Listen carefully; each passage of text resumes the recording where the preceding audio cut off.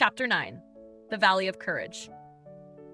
Having just crossed the steadfast bridge of friendship, Elle's eyes were immediately met with a breathtaking, yet terrifying sight. Before her lay a bottomless canyon, its sheer walls jagged as razor blades, with thick, churning clouds swirling deep within.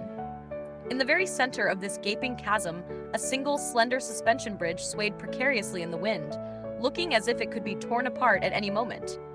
It was the only path forward. Wachi's expression was solemn. This is the Valley of Courage, Elle.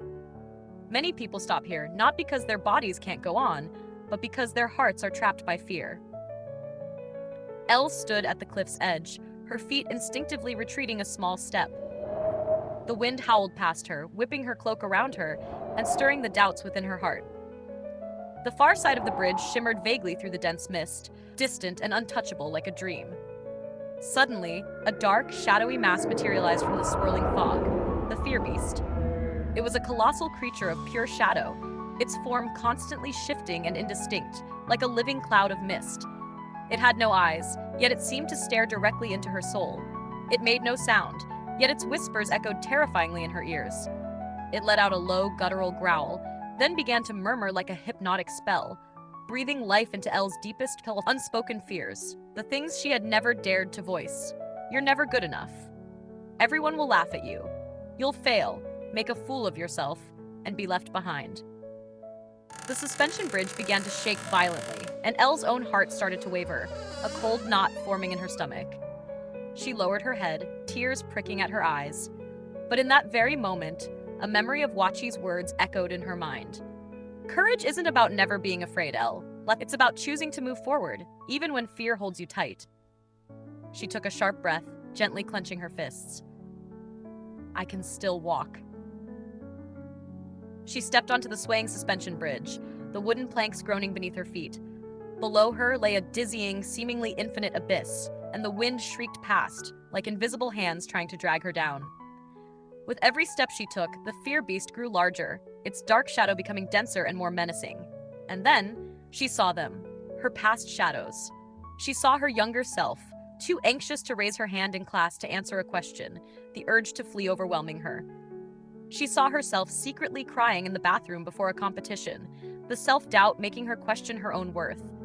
And that time, when she wanted to tell a friend how she truly felt, but chose silence, terrified of rejection. Each shadowy memory felt like an invisible chain, binding her in place. The Fear Beast roared, its dark essence almost consuming her heart. Just then, a familiar chorus of voices called out from behind her. Elle, you're not alone.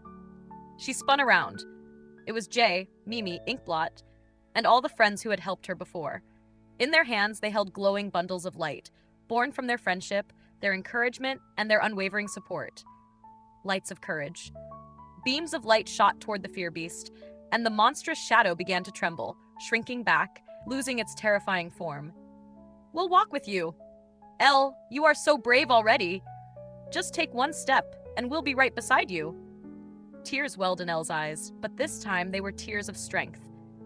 She let out a fierce shout, I have courage! We have courage! She strode forward with powerful steps, practically running towards the other side. Her friends' combined light illuminated the entire suspension bridge, and the Fear Beast, caught in the radiant glow, let out a piercing shriek. It dissolved into a cloud of gray smoke, vanishing into the wind.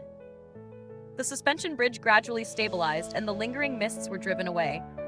On the far side of the canyon, a sun-drenched meadow appeared, filled with swaying flowers and warm air like a brand new world.